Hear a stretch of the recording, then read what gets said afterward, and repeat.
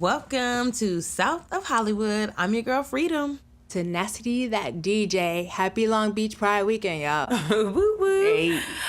So this week we're here to talk about one of our favorite topics, the ghetto. Yeah, with the untimely passing of John Singleton, famed filmmaker and auteur, we thought we'd take a look at some of his work and his impact in a greater sense across the dynamic world and representation of the hood. Yeah, so stay tuned for our real segment. But right now, we got to get into our South of Hollywood radar.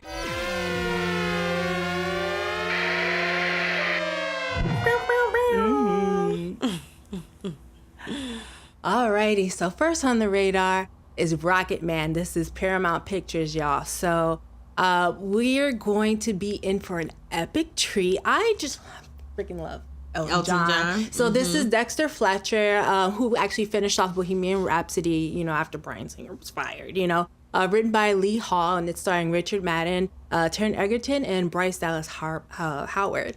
So it was a world premiere at the Cannes Film Festival just, the other day on May 16th, and it will be in theaters everywhere May 31st. So we will be posting the trailer, so you can check that out on our Facebook feed. But we are going to be seeing an early screening tonight, so we will also give you a review as to, how we enjoyed it. I'm really interested because, you know what, we don't think about it, but Elton John has had, a crazy life. We only knew him as an older person, but I swear I've heard lots of stories about his past. Yeah, it is quite wild. And I'm excited for this movie as a fan of Elton John and, as a fan of Fletcher's work from what he was able to do with Bohemian Rhapsody and, really save that. We've geeked about that before. So I first saw this trailer earlier this year when I was checking out Star is Born. And it's a fortune that we really get to have a living legend who is, of course, active in its development and promotion. But Taron Egerton expressed to The Collider last year that Rocketman actually isn't a biopic, but more of a musical fantasy based on Elton's formative years. So you'll get a kick out of that. And his husband, David Furnish, told The Hollywood Reporter that a word of advice that John had to Egerton was, don't copy me. So, this actually sounds like a fun movie. It's gonna be pretty gay. I think a little, big gay fun, right? Yeah, a little bit gayer than what Bohemian Rhapsody turned out to be. I think it was, underplayed with Freddie Mercury in that case. But hey, so like I said, we're gonna be checking it out. I'm excited tonight, right after this. Yeah. So, yeah, everyone, it's in theaters May 31st here. Awesome, man. Yeah, and so you can check out that trailer right on our Facebook page at South of Hollywood Podcast. Check it out. Yeah, let's check out our IG feed too. So, yeah, so I'm also really looking forward to seeing John Wick 3. So I don't even know where to begin, but let's just check out this trailer.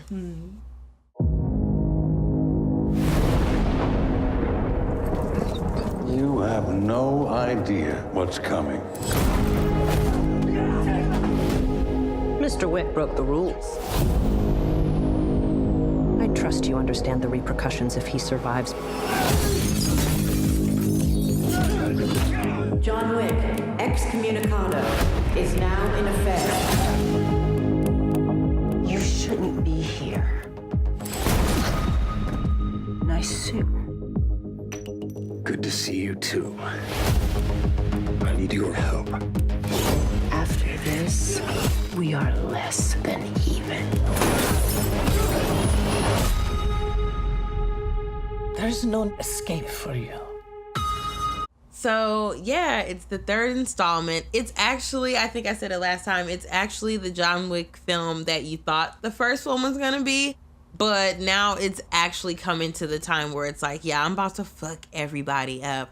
And I just can't wait. And it's got Halle Berry in it. And so, I love seeing her. I love that she's down to be an action star. And I can't wait. Keanu Reeves will forever be bae. And it's just going to be in theaters everywhere. May 17th, which was yesterday. So make sure you check it out if you haven't seen it already. Oh, yeah. I'm just a fan of, just the John Wick series. Just even 1 and 2 were just such exciting films. And Yeah, Halle Berry, she at the premiere did go and acknowledge some, black reporters that were excluded as part of of the main press. So, she's catching some light for that, and really, that solidarity of, black Hollywood. So shout out to Halle Berry.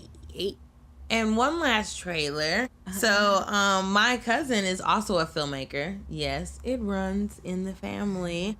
And he has just premiered his first pilot for a series called Land of No Pity about South Central in 1983.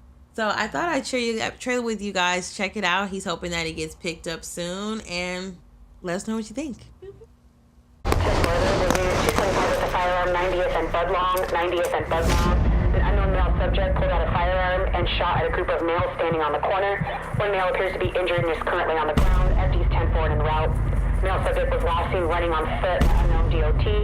Subject will be a black male, 20 years, wearing all black, including a hoodie. Units to start. Our family rests on the principles of what the Nation of Islam teaches. That transcends all this shit, no matter what. Our bloodline is our foundation. Don't become the evil that we fight against. Because the angels are always watching and are always keeping account. So be righteous, even in war. They say blessings may come from ways I don't recall. I could have took my team down, instead I took the fall. You see the light precious, turn me into a diamond. I try to get the truth every time that I'm around. Cause you always preaching about the Nation of Islam and how we need to be doing right in the eyes of Allah and family and all that, but we crippin'. I'm talking 9-0 crippin'. So my question is, why won't we just push as Muslims? Each one of you don't got a tramp under your belt. You not from 90s crip, cuz! What would you do when you're bent against the ropes? What would you do when you're back against the wall? Oh, what would you do? What would you do? Yeah, we live a life of a...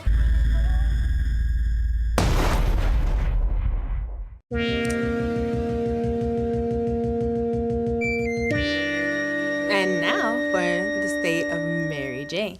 Here you go, friend. Today, we are covering, as part of Leaf Police investigation into how the legalization of marijuana gave police time to, fight real crime. So, what's real crime? That's usually considered, property or violent crime. So, Police Quarterly released a study on marijuana legalization and crime clearance rates. This was last July. An independent Washington State University research team utilized the FBI's Uniform Crime Reports data and found no negative effects of legalization on the number of crimes being cleared. Now, some evidence suggests that perhaps it has improved. Yeah, really? The study is funded by the U.S. Department of Justice grant. So the clearance rate is a ratio of the number of crimes reported and how many arrests or, case closed, police reports are being made. So please keep in mind that clearance rates cannot measure the quality and accuracy in any aspect of police work. It is purely quantitative. However, FBI's Uniform Crime Report system is the most comprehensive program to date. Government, right? So the first two states to legalize marijuana, Colorado and Washington, you remember, they have clearance rates below the national average in the era of the war on drugs.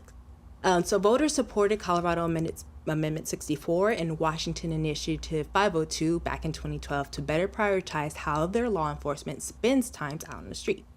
Auto burglary clearance rates, for example, they rose an extra 5% in Washington post-legalization, researchers found, and that's 3% above, beyond the average, national average. So Washington even bested the U.S. In the national average of clearance rates for violent crimes by the end of 2014. So Police Quarterly's report does everything just short of fully concluding there is a direct impact between legalization and clearance rates for property and violent crime, but the study acknowledges that it has pushed police toward reallocating staff and resources to different departments and noted lessening of the practice of collars for dollars, where, you know how 12 like trumps up charges, you'll see a swamp of them, and you'll see like what's going on. It was just a practice of getting overtime. So trumping up charges, you get that pay. That person might get off, or may be able to drop the charges down, but that's they've been literally charged for them. Yeah. So the notion the study conveys, along with the overall decrease in certain types of crime over recent years, is basically what every stoner has been saying since the prohibition of pot, that there would be less crime if we were legal. So it's really significant that the study was funded also on the federal level. Let's not ignore that. The study can combat the fearful myth that legalization would cause havoc on the streets. Yeah, it's definitely really interesting to think about how, so basically that if we decriminalize marijuana, then we're able to reallocate that time and energy and resources to actually solving or more solvable crimes. So yeah, definitely. I think that's number one of the reasons that crime will go down. And then two, a lot of the crime itself will go down because the crime it's no longer a crime. So therefore it's already being eliminated from the count because we're not arresting people just for marijuana. So the crime of smoking marijuana now decreases because it's no longer a crime. You see what I'm saying? And it's really important. Yeah, absolutely. I think that going forward, this is just going to be one of the things where this is going to require local municipalities to have some sort of standardized form of, reporting crime, because it is not, consistent. And even not just in drug cases, but in cases like rape and, sexual assault, where, these statistics are not accurate across the board. Across the board. And police involved crimes as well. I mean, even, they might have an investigation on a shooting, especially if it's public or it's been publicized. But for the most part, there's a lot of things that are probably other things that are happening within the police department that are not being reported or not being reported to the media because, nobody wants to talk about what's happening internally as well. Yeah, Code Blue is very strong. Yeah, definitely. I mean, well, something definitely has to give from the war on drugs. I do think that, we're kind of starting to realize that at the consumer level, a lot of violence and crime can be eliminated simply by incorporating and allowing people to go into business. Right. So that's what Mexico is aiming to do. They actually, there was a story dropped by Newsweek. They actually said that Mexico wants to decriminalize all drugs and negotiate with the U.S. to do the same. I mean, basically, especially because so much of what we consider a crime is the actual trafficking of the drug across the U.S. and Mexican border. It would make sense to consider doing a partnership or some sort of joint agreement in which, the trafficking of drugs could be actually monitored and perhaps, at least somewhat made to be more safe. Right. The president of Mexico, often referred to by his initials as A.M.L.O, calls for decriminalizing illegal drugs and transferring funds for combating illicit substances to pay for treatment programs instead. Last October, the International Drug Policy Consortium, IDPC, a global coalition of 170 non-governmental organizations working on drug policy issues, released a report that highlighted the spectacular failure of the global increase in violence that has been caused by the war on drugs. The IDPC report found that there have been a 145% increase in drug-related deaths over the previous 10 years. The number of deaths reached an estimated 4,500,000 in 2015 alone. Drug overdose deaths have skyrocketed 71,000 in the U.S. Additionally, 1 in 5 prisoners globally are incarcerated due to drug-related crimes, often simply for possessing cannabis or use of illicit substances. Right. How the U.S. would respond to A.M.L.O's plan remains to be seen. Globally, however, it's clear that the conversation around drugs has shifted. Countries from Uruguay to South Africa to Georgia to Thailand have even been reforming their drug laws, specifically when it comes to cannabis. Wow. It's going to take a global shift, not only in cannabis, but better understanding drugs and the body and the business, and how the outlawing of them has really been the main contributing factor to creating this, violent market that it currently exists in. So I think it could be revolutionary, especially because Mexico is dealing with so much violence around the drug trade. And as I was saying before, it's really funny because people always think of drugs as just being on the black market and therefore they're illicit. But anything really that's on the black market is vulnerable to becoming violent or illicit. If people were, allowed to just trade pigs privately, there would be people killing each other for pigs because pigs would be valuable. So what is different in that scenario is that in most countries, because pig farming is a part of a global economy, there's insurance to some extent. Now, of course, it may not be what everyone wants, but the idea being that if someone stole 5 of your pigs, you wouldn't need to go kill them or steal back all of their pigs and their pigs and their pigs. You could actually file a claim for your pigs and receive some partial retribution. Okay, so the idea of making drugs,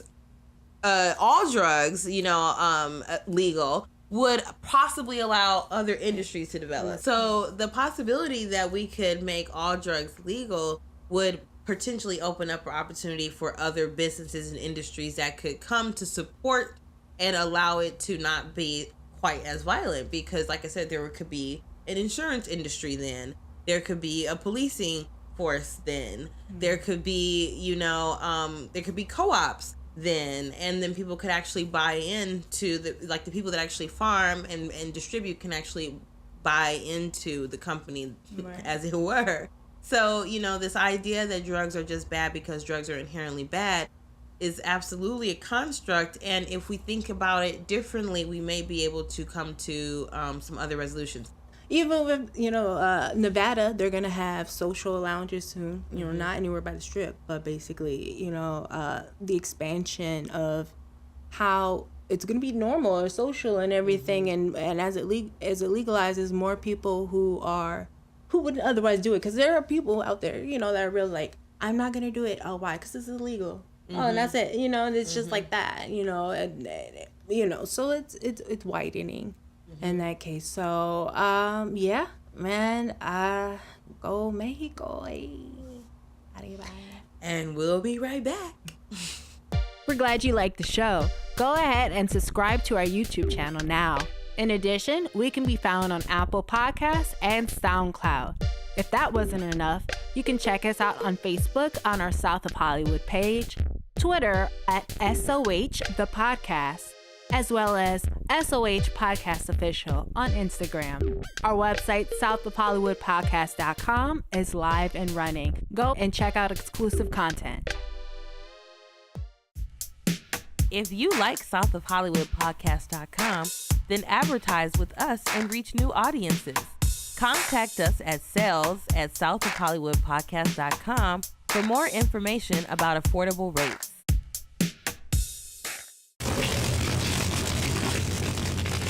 All right, we are back. So here's what's hot. Disney is buying everything, okay? Everything. And this is alarming, okay? And I'm pounding the alarm right now. I'm not gonna scream. Yes, pounding the alarm, okay? So, Disney just bought Comcast's stake in Hulu. This was a $5.8 billion deal. And this is, as you recall, after they won the bidding war to acquire 21st Century Fox. So Hulu is the third largest streaming service, okay? They have 63.9 million viewers, 28 million paid subscribers. And so, of course, Netflix is number one. They're maintaining these weights. So I'm going to run over these numbers for you. Netflix has 157.3 million viewers, throughout. And, 60... That would be global. Right, global. Viewers. Yeah, throughout. Mm-hmm. Yeah, throughout. And, 60 million of us paying, throughout the world. So, they're leading in that. But with Disney, like, really gobbling up everything, and it's just going to make that competition. And eventually, it's going to be a duke out. So, Amazon Prime, they have 96 million viewers, throughout. And so Hulu's current full value is $15.8 billion. And with this deal, it's going to increase to 27.5. So this is within 5 years' time. So Comcast stands to make as much as $9 billion from the sale within that time frame, but it could also potentially push them out of acquiring a streaming fan base that's more loyal. They are anticipating a streaming service to be released through NBC Universal next year under Comcast. So, now here's the thing that when I was looking at the story. Disney CEO Bob Iger, he's getting a lot of attention, for just being rich, as usual. So he even admitted that he had to search on Wikipedia to figure out everything that they owns. Like, okay, so said it before, I'll say it again. Cable 2.0 is here, except even more consolidated and gilded. And this is, trumpeting everything up. So I think I'm past warning everybody that this is Warren Streaming. I'm now starting the clock on when we have to stop Disney also buying Comcast. So my question, would Disney Plus give people discounts at Disneyland and like Disney World? Oh, no. I mean, that's actually the worst part about Disney is for a long time, they've been a monopoly. See, this is kind of their strategy. They like to be the dominant practitioner, and they will buy up the rest. They will hire the competition. They have no problem making you a subsidiary of them. They don't mind buying their competition. So for whatever category they're in, they're usually the dominant category, and they don't tend to have to give discounts for that reason. They don't give breaks. Everything is market value, and people buy it. Yeah. And people buy it at that price point. So that's why they never have to give discounts. They're not going to have to do damn near anything to get people to sign up for Disney's streaming channel on Hulu. Right. Are you kidding me? So Hulu has, what was that number again? Hulu has they have 63 million viewers. 60, so yeah, they've got 60 million viewers. They've got at least 20 or 30 million paid 28 subscribers. Million. So imagine Disney's going to tell 28 million people directly that they can now subscribe to Disney straight on Hulu. They don't have to do anything. They can just click that button, and all the Disney catalog is going to be available to them, and they'll just be charged $5.99 a month from here on out for that service or whatever. People are going to do it. No questions asked. They'll be like, oh, shit, $6? Okay. Right. And that's if we're being cheap. They might say 12 to 15 because right now 15 is considered premium, and people are paying $15 a month. And that's true. Yeah. People are absolutely paying $15 a month. You can have lesser ads, or you can have no ads. You can have only children, or you can have late night. So, and who knows what Disney might say? Who knows? Who knows what they might put on there? So that's what I'm saying. So, and then people are going to sign up, and of course, and even whatever price point they put it at, it's not going to be that price point forever. I mean, the price it's going to raise once those 28 million first get on. Right. Once the acquisition is complete, we're going to be paying out. It's gonna be ridiculous because they're gonna be in control of the entire thing by then. So I definitely think that it's important that we keep some diversity in programming, because that's the whole reason people opted into the streaming services to begin with, because they were like, oh, this TV is being dominated by ABC, NBC, CBS.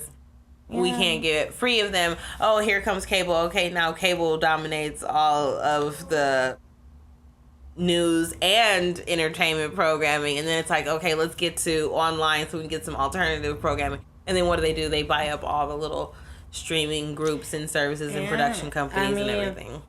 There's I'm just even paying attention to Elizabeth Warren was, thinking about busting Facebook, busting. And then, so this is, these companies, when we talk about data and how we've been able to make something that could be a size of, you can't even see it, just like gigabytes and things. And it's just worth millions of dollars, literally. Assets, a QuickTime MOV Yes, file yes. of your favorite movie. Yes. And having it, that Ooh, has now to be there's up a on topic. there. Yes. You know? So this is worth millions of dollars. And to yeah. move these assets is not cheap either, because the security on media and the time and the resources it takes to format, to actually edit, format, distribute, get media out, the infrastructure that has to exist somewhere for them to be distributed, it is astounding. Think about all the Netflix you binge watch on and all the servers that have to, keep going. And if anything were to happen, you wouldn't be able to access that. And people will, it goes down every now and then, but people go off. Like, they can't even wait the 7 minutes that it takes to, like, put it back online. Yeah, and your customer complaints, they do go somewhere. Yeah. And to be fair, it's a totally first world privilege. I mean, yes, it's true that in developing world, they are getting more access to streaming services like Netflix. I would say Netflix. Now, I would argue that with Disney acquiring Hulu, what it does is allow Hulu to go global. Because I'm not sure that you can access Hulu internationally. Yeah. And so that may be a benefit for them, is that Disney will be able to provide the infrastructure that allows them to stream.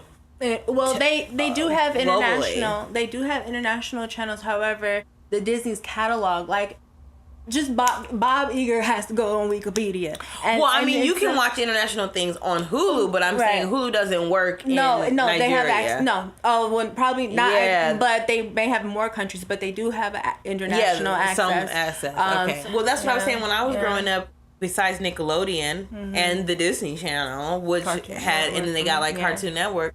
Most of television programming was like children during the day and then adults during the night. And now we are free from that. Like, you can literally just play at any time of the day. Direct to consumer is so I don't blame Disney, but I do think that we need more diversity than that. And so actually what I hope happens is that more people try to get into the streaming game and more people do try to build platforms, because I think that's Netflix's actual weakness, is their actual platform. Now, they have the strongest platform over all the other streaming services, which is why, like I said, Disney was like, look, there's no point in us trying to build this. Like, we've got a lot of money. Let's just buy something.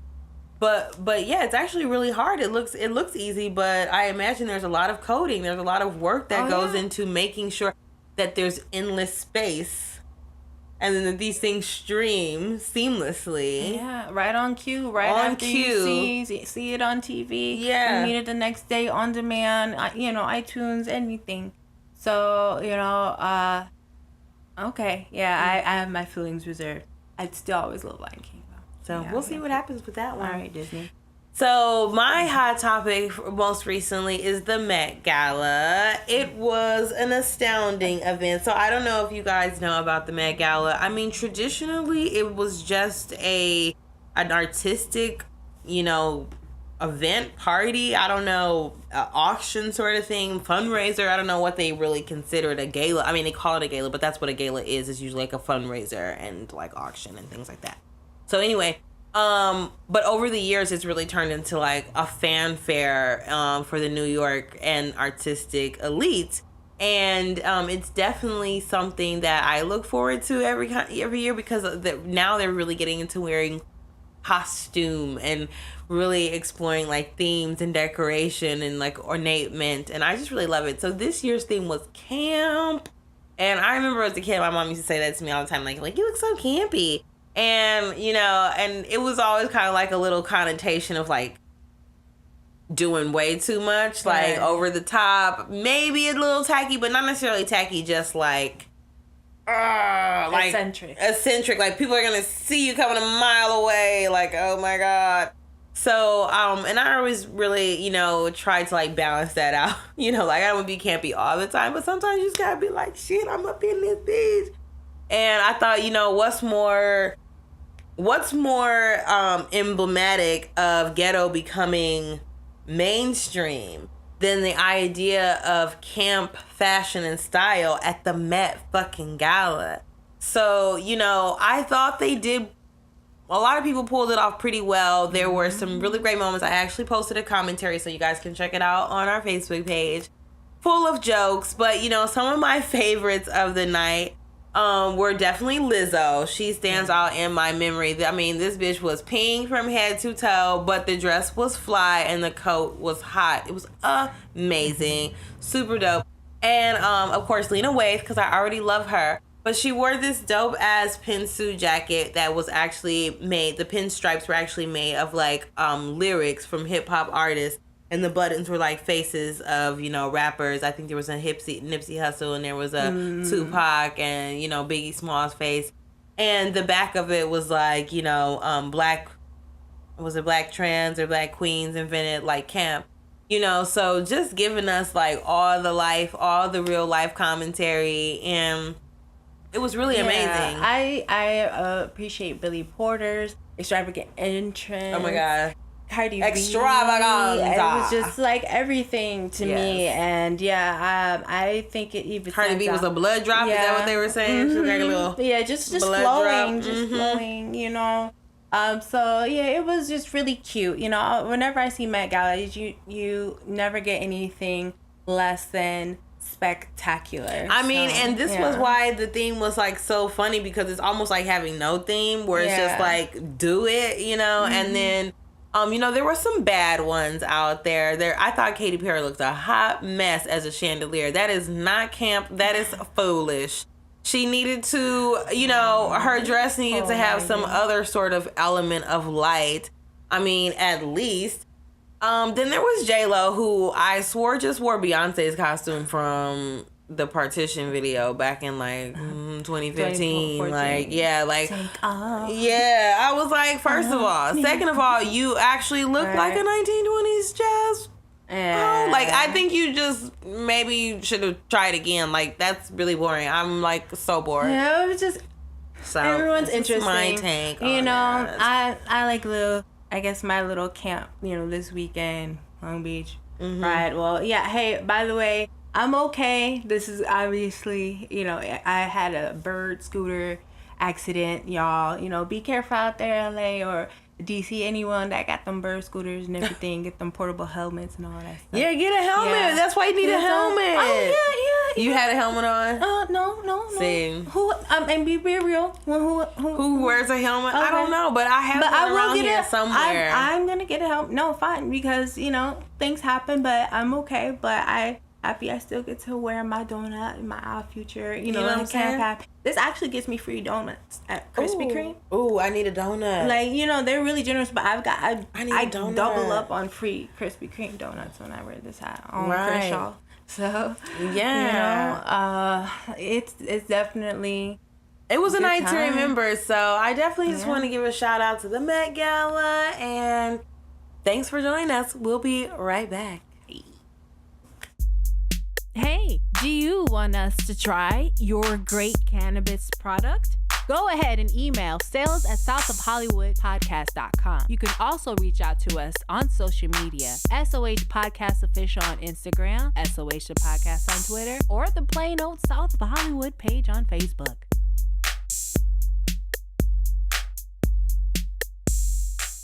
And now for a special segment with filmmaker Jamal Shakir.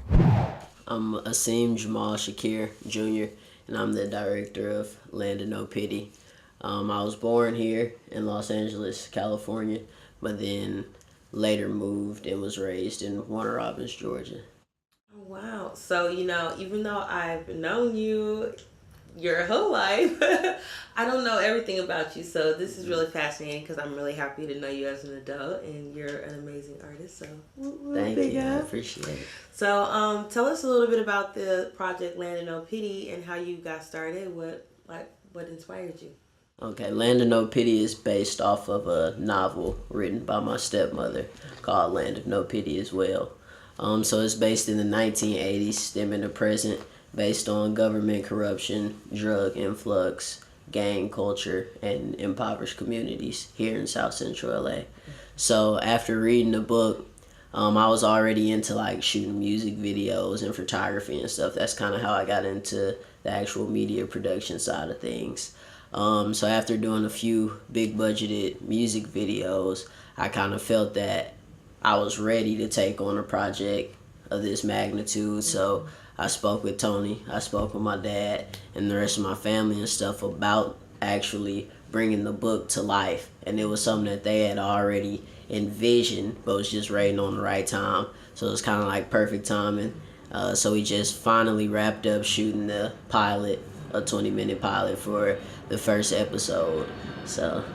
Wow. So, like I said, knowing a little bit about your background, what do you think, why do you think something like this is important? Why do you think we need a film, about South Central, or a series about South Central right now? Like, what do you think makes it timely or important right now?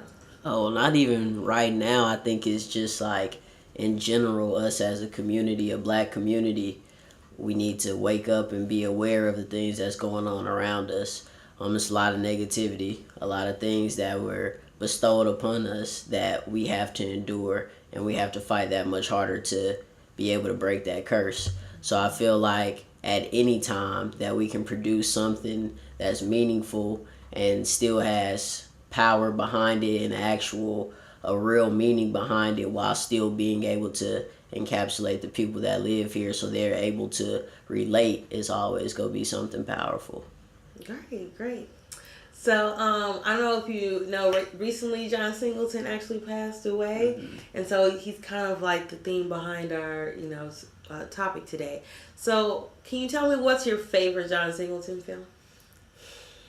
It's so many. It's too many to even name. And it's like, I've really been studying Snowfall, which isn't a film, it's a series. But yeah, that's what I've been studying as of recent, because it's like the same timeline. Like, we're both in 2018, 2019, trying to recreate the 1980s. So I think that was like one of the biggest influences as far as like the color spectrum and the way it's shot, and just trying to figure out a way to balance between both. So I think that one is the one that I would probably most circle myself around. Yeah, definitely. So, what I really find interesting about John Singleton, I feel like he's like our ghetto griot. Mm-hmm. So, when I was your age, I definitely remember him being like one of the first, or someone making films that just really related to me. Like Poetic Justice is like just my favorite film ever. Boys in the Hood is cool. It was a little bit before my time, so it wasn't really like my John Singleton film. But for me, it was Poetic Justice, like Tupac, Janet Jackson, like exactly. That was like my era, So what I really loved about him though was he really created an image of black people, or you could say like the hood. So, I guess my question to you is, what do you think about not only John Singleton's influence, but just, what the image of the hood looks like, how it's come to be represented? Why are we drawn to this image of the hood, I think it's really like, it's before now. It all started from the time of slavery. It's like, it was something that was already set forth. It was a plan, and this is just the outcome of it. So I think that just portraying the hood isn't something that should be like glorified, but it's a reality. It's a true reality that many people live in today, and have lived in, and will continue to live in. So I just feel like the ghettos and the hood and stuff like that is something that has to be spoken out upon. Like, just because if not, then we just go continue the cycle that we're in. Yeah, it's really interesting. I mean, like, do you feel like you saw a lot of real depictions of the hood when you were growing up, or was it like, man, I gotta show people what it's really like? I don't know. What did you think when you were growing up, seeing stuff like, like Boys in the Hood, or It was kind of Baby just, Boy even, I think it was more so from like our perspective, our point of view. It wasn't just the hood. Like, we knew we were placed in this environment, but it was more so, this is what we live. It's like a reality, as opposed to like on the outside looking in, it's like, okay, that's the hood. But it's like, for the people that are encapsulated in this community, it's like, this is our life. This is like really us. This is us being portrayed on the big screen. So as opposed to it just being like okay, how does it feel seeing the hood on TV? It's kind of like that picture doesn't even resonate in your mind because it's just like, no, that's our life, you know? Like, we don't know anything else, so this is our life. We don't know anything outside of the hood, so it's like, how can we relate to anything else? I know what you mean. Yeah, I definitely feel like that too. I definitely think it's like sometimes, well, like I said, with John Singleton especially, I feel like it was kind of a window into the hood, like into like real life. Like you said, what like it's not the hood to us, it's just our neighborhood. So like just seeing like girls that had long nails and had super long braids and that were like dudes who was like hustling but also working. I was like, oh, I feel like that. You know, I related to that. And, you know, I feel like we need more positive reinforcement too, where we see like both sides of the so-called hood or whatever. So with your story, how do you hope it develops, or your project? You know, what are you looking forward to showing in your work? That's like one of our biggest things. Like that's our whole like basis and mission statement is to create awareness for the Black community and the people that come from these places. Just because like I say, Land of No Pity, if you look at the cover of it, or you hear the name of it, or you see just like a storyline or hear a slug line, then it's like, oh, this is another hood movie. But it's a silver lining in it, which is like the meaning that we all are here to do something better. We're here to break out of this box. It's okay to be outside the box and succeed. You know what I'm saying? Like, to defy all odds and jump the moon is like something we need to embrace, which is like a lack in this community right now. It's like when somebody steps outside that box to elevate themselves, it's kind of like they get turned back on. It's kind of like, okay, now everybody think you switching up, everybody think you trading because you're trying to elevate your mind, you're trying to elevate yourself spiritually and physically. But it's like, at the end of the day, we not meant to be in this box. Us as Black people, we're a powerful race. So it's like, to be inside of this box is not where we're supposed to be. But it's like just encapsulating people and allowing people to actually resonate with the film, to be able to be like, okay, that is me on the film. That is the life that I live. And be able to just create the awareness to be like, I can get outside this box and I can elevate myself. Yeah, definitely. I think that's dope. I'm looking forward to it. Yeah, I like that element of like, you know, consciousness you got in there too. I like that. Where'd that come from? Just, it's all, like I said, it's based off the book. So we kind of took different excerpts from the books, and it was based on true events and stuff. So a lot of the stuff like really happened, with of course fictional characters and stuff like that. But it was more so true. It's raw, it's uncut, and it's just like, I feel like that's something that has to be in there in order for us to make a change. And in order to change mindsets, we have to let it be known. We have to make people aware of what the silver lining is. That's awesome. So where would you like to see your series? Because, you know, there's a lot of demand out here in the big wide world. You know, I personally love Netflix, you know. And if it's not this series, even your next series, what's your dream? What's your dream goal? What you trying to do? My dream goal is to get it to any platform that's gonna reach the most people that can be affected. Like, as far as just one specific platform, like, yeah, one may be cool, one may be more popular than the other, but it's like, if I go take it to HBO, I know that I might not reach as many Black people as I could if I take it to Netflix. So whoever gives me that platform to be able to reach as many people that I want to reach, that's where my dream is gonna be. Dope. That's up. And how can people get in touch with you? Just so I have that, you know. You can follow us on Instagram and Twitter and Facebook at Land of No Pity. And then you can catch us on the website where we have the merchandise, the book, and all that as well at landofnopity.com. Awesome. Look, professional, just ready. Any other last thoughts you want to leave with people, or anything you want to say about film and, you know, just your project and what you're putting up to, you know? I just want to let it be known that at the end of the day, we all got to band together. It's a bigger cause than just us. It's generations to come after us. And after that generation as well that we got to set a legacy and a foundation for. So if we start now, then it's like our grandkids and their grandkids are going to be able to benefit. So it's like we can't continue to wait. We got to put our foot down and press the gas and keep going. Yeah, that's what's up. I love it. Thanks, cuz. Thanks for coming Appreciate it. through. Yes.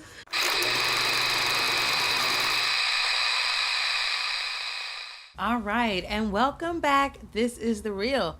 Today, we are going to talk about John Singleton and his invaluable lens, which showcased South Central to the world. Just so we're clear, John Singleton was born January 6, 1968, and passed April 28th, 2019. Well, I got it.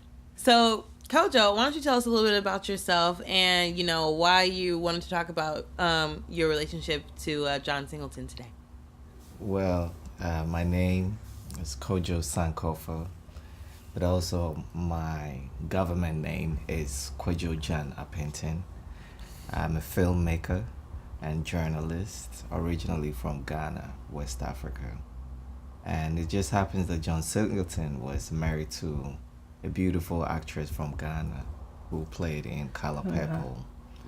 And as a young student, I always admired John Singleton and, just held him really high. Yeah, I mean, I loved John Singleton's work because he reflected the true ghetto situation and was also the window for especially ones on the continent, Africans, to check out what our brothers in the West were doing. So it was as real as you get it from John. Wow. And did you mention you're a filmmaker?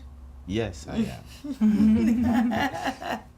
Yeah, so thank you so much for coming. So yeah, it's Absolutely, thanks. so I wanted to start off with, why do you think John Singleton is important? And, what is the impact you think he's probably had on your life and, the lives of others? First of all, I would like to commend you and Tyler for great work. It's really important that y'all doing this. And, I mean, the future is gonna see what you're doing and started. It's gonna really go really far. So I'm very proud of y'all. Oh, thank you. John Singleton is very important for black cinema because he was a film scholar and he took it back to his neighborhood. He reflected the way people thought. He was a real good storyteller, and I equate him to ones like Usman Sembene, who we revere so much on the African continent, just keeping it as raw as it was. Yeah, I'm an ethnographic filmmaker, and so I'm really inspired, or I was really, I always wanted to show people that could be a part of fiction as well, and that it was important to have that sort of back and forth with real life, experiences. And I think he really illustrated what it looked like to actually be from the quote-unquote ghetto or the hood. And even though Boys in the Hood maybe wasn't the first film about life in black communities, it definitely was, the first to be cinematic and artistic and still raw and realistic. So, yeah. Yeah, Singleton was very important to me because his tourism was definitely in realism. He basically helped coin the term urban in the 90s, so life in the hood, how to make the best of it.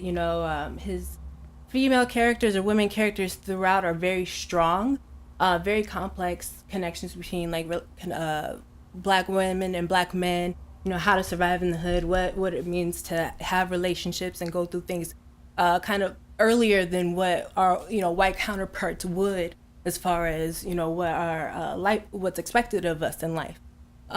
So sometimes sisters and little brothers or parents, little kids have to man up and be a man. So my favorite movie was Baby Boy, to that effect, because he started those tropes and how to hustle in the hood, things that people wouldn't have like on a resume, get a job, and try to make it. It's like you gotta be really creative. So I also remember the Time with Michael Jackson's anthology, for him to be able to direct Eddie Murphy, Iman, Lawrence Fishburne was all that, let alone just Michael Jackson, that whole short film, and that other aspect of like early Black fantasy or, historical complex. Afrofuturism even. Right. I used to show that in my Afrofuturism class to the kids because, first of all, they were born in the 90s, so a lot of them never saw it.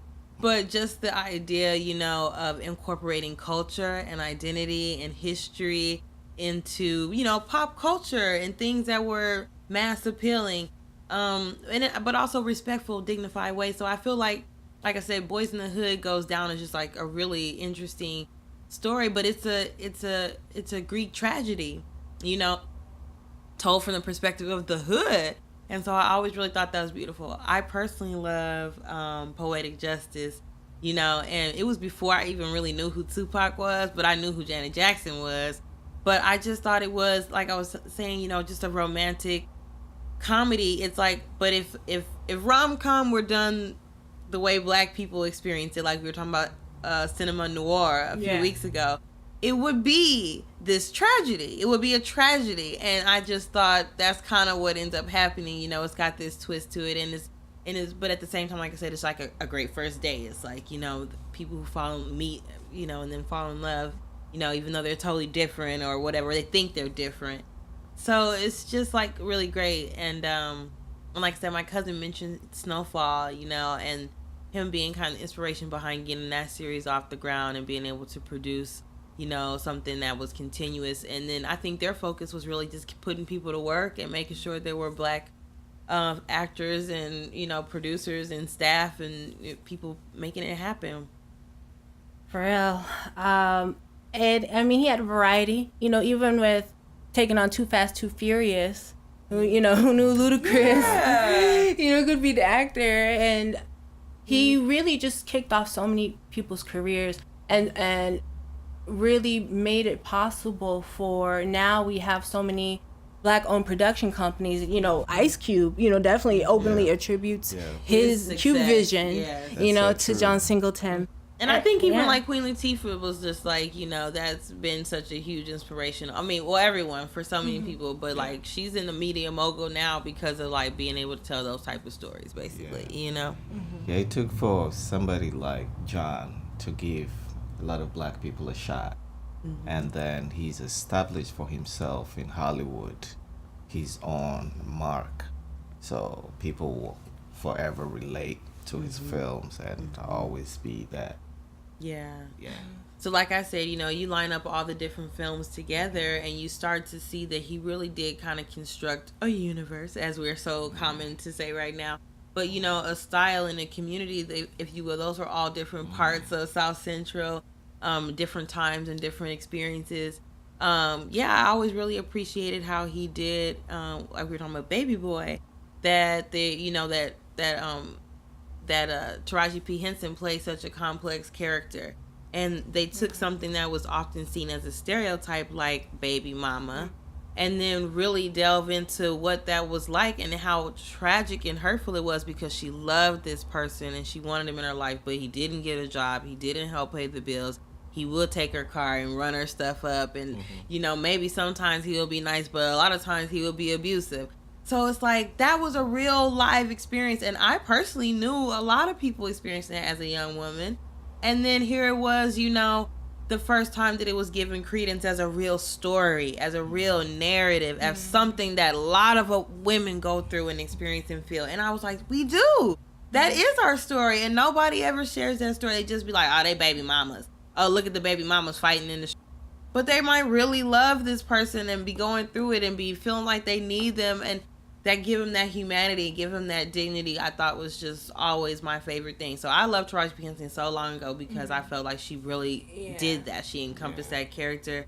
He brought it out of her, and he wrote it, and he had it. She could really, she was the star, right? Because I thought I hated Jody. I hated Jody, him, right? Like he was horrible. Yeah, and even him directing Snoop Dogg, because his character and his interactions with Taraji P, when it gets that climax of, things like, oh, you gonna take it, you gonna rape me and all of that, and it's just like, having to have that just real raw, interaction. And it's just like, people who are willing to step up and play those roles, because Snoop Dogg could have, turned it down, but we, years later, knowing now how versatile, universal Snoop Dogg is, and I think interactions with John Singleton really contributed to his expansion of career. Yeah, I mean, my last point about this topic too was, so as he kind of developed this style and an eye that we can kind of identify, Ghetto has become a commodity. And especially over the last 20 years, so initially it was kind of a revelation to see those stories. But, I'm just wondering how you guys feel about, even the term of ghetto, or like, we can see again that he kind of gave it a wide meaning. What do you think it's come to mean now? Ghetto is globalized. I do believe it's globalized. From just the point of the revolutionary happenings with hip-hop internationally, where you got Vladimir Putin trying to have a say as to what's going on in hip-hop, because it's representing struggle. When this was packaged, and like when we see early 2000s, where hip-hop is in the White House, NWA going to the White House, we have all these sales, millions of platinum records of all these different rappers, and they're saying, all these messages. This is about 20 years since. This hip hop has generations of of impact now. So it's just become globalized. But what it means for South Central, it's the quintessence. This is the quintessence of ghetto. Everyone hears about South Central, and it's just one of the most reputable places when you want to. When people think about ghetto, they think about South Central, and I would argue that is mostly because of John Singleton. I mean, yes, South Central was always considered a dense urban or black or people of color, because it initially was Jewish and then it became African American. But I think it was his filmmaking that really solidified what it mean to be from South Central, and thus the ghetto. That was the ghetto. I mean, now we think of also maybe now Cabrini Greens, but that's like, again, a little bit further into the projects. But if we just talk about the ghetto strictly, we think about Brooklyn, and we think about the Bronx, and we think about South Central. Yeah, but also it's universal, and films like The City of God and Tootsie. Yes. I mean, give it as raw as it is in those countries, in those elements, and what people face, a day-to-day struggle. So being from the ghetto, like even Bob Marley's music, and a lot of people have come from the ghetto, and that's why it's trendy for suburbians to want to be from the ghetto now. And everything from the ghetto can sell. Yep. What were you saying about like kind of your experience growing up? I mean, I know because since it is global, but does it mean the same thing everywhere? Yeah, I mean, I didn't grow up in the ghetto. I mean, I grew up middle class, wherever, neighborhoods in Africa. But you see it. You go to places, and then it's the struggle of the people, the struggle, the poverty that creates the environment of the ghetto. But within that, there is that element of creativity that it's like a superpower, that it charges people to do things. And it's the same that since being in America, being in the ghettos of Detroit, I mean, places, Chicago, New York, I see the same thing. It's and now here too. Now here. So it's very, very similar in experience. I lived in the hood across America, like shout out Locust Street, Milwaukee, shout out Edgewater, Chicago, Rogers Park, Jungle. No, the Rogers Park is nice, but yes. Yeah. Oh no, not the jungle. There are some bad parts. Yeah, but just having to be aware of my surroundings every day. It's just the things that I do find similar. amongst living all of the hood is that there is an ability to kind of just sense, you know, there's the hood communication, like the unknowns. Like I know, for example, you know, I'm gonna quit smoking cigarettes. The unsaid. Yeah, like I'm the known but the unsaid. Right, the known but the unsaid. Like I know where I'm gonna get my, you know, cigarettes if I want a single cigarettes. You know, you can't sell out the packs, you know, or legally or whatever, but you know where to get it. You know, little things like that. But it's just like how are we getting by? You know, that's it's a way of getting by, definitely. And I do think it's a way of, you know, sometimes not only, I know it might feel like survival, but sometimes I do feel like it can expand into the way in which people kind of are able to change things, you know, because Ghetto is also a gateway into changing. That's the thing. Sometimes something transform. Oh, girl, we got this ghetto set up, but we doing it, right? We ghetto, but we here. Like, we didn't have camera mics last week, but we got some now. Yeah. You know what I'm saying? So Ghetto was being able to keep progressing too, and keep changing. And it's kind of been a, you know, I guess if there's like an American dream, then the hood dream has always been to like get out of the ghetto, right? That's always been the dream. But when we were coming up, the dream started to being like, well, nah, you can't just get out of the ghetto. You gotta stay in the ghetto. And again, I think there's a reiteration with what Nipsey was trying to do is now you have to reclaim the ghetto. You got to rebuild the ghetto. You reinvest in the ghetto. I was on at the end of March. You know what? It was literally the night before Nipsey had passed. I was at a party event in Venice, and I was doing some small talk with a realtor. But you know, he was doing some large business, and so I just asked him, I was like, so what's the prime location, you know, in LA? You know, was things on the west side, things, you know? He was like, no, South Central. Like everybody's trying to buy in, and it hawkishly so you know what it's created now, you know, with the effects of gentrification, where it's, you know, what the constant, I'm gonna have to say it, wanting our culture but not wanting us. You know, so where we have our power, and John Singleton is just, you know, this is ours. You know, this is something where we got redlined into, boxed into, or however which way, but this is ours. To us, yeah, you know, and so just very impactful. Just a word to help everybody get your checks done and everything like that. Take care of yourselves, and you know, really gone too soon. But I definitely appreciate everything that he's contributed, even, you know, for long run legacy. He definitely has a legacy. Yeah, and it's about time that we redefine what the ghetto means, you know, because we're kings and queens, you know, and instead of killing one another in the ghetto, there's so many creative people. I don't know if you all know about Idris Sandu, who is designed for Uber, Instagram, Snapchat, and that's the kid who Nipsey was mentoring. That's the kid who set up Nipsey's store as a smart store, and he's now 21. He was in Compton, you know. So that's that attitude that we need in the ghetto, you know. Right. Positivity.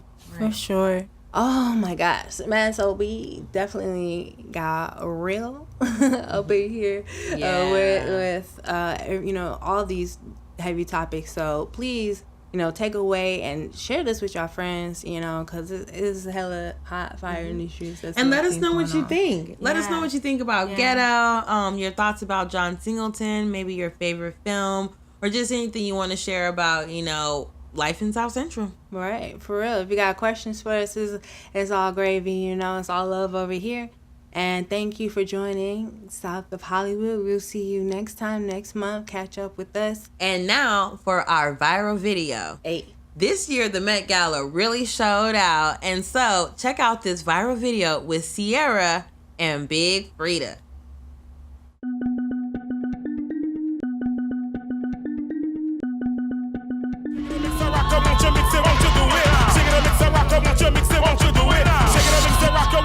Won't you do it? Shake it up, mixer, shake it up, mixer, shake it up, mixer. I put it on display. You came to catch this wave. I didn't come to play, yeah. I put it on display. You came to catch this wave. I didn't come to play, yeah. Give me a sprinkle of this, give me a sprinkle of that. A tablespoon of that fat, now go and work that back. Mix it, mix it, mix it, mix it, mix it, mix it, mix it, mix it, mix it, mix it, mix it, mix it, mix it, mix it. Give me a sprinkle of this, give me a sprinkle of that. A tablespoon of that fat, now go and work that back. Oh, mix it, mix it, mix it, mix it, mix it, mix it, mix it. Oh, mix it, mix it, mix it, mix it, mix it, mix it. Oh, shake it up, mix it, rock, won't you mix it, won't you do it? Shake it up, mix it, rock, won't you mix it, won't you do it? Shake it up, mix it, rock, won't you mix it, won't you do it? Shake it up, mix it, shake it up, mix it, shake it up, mix it.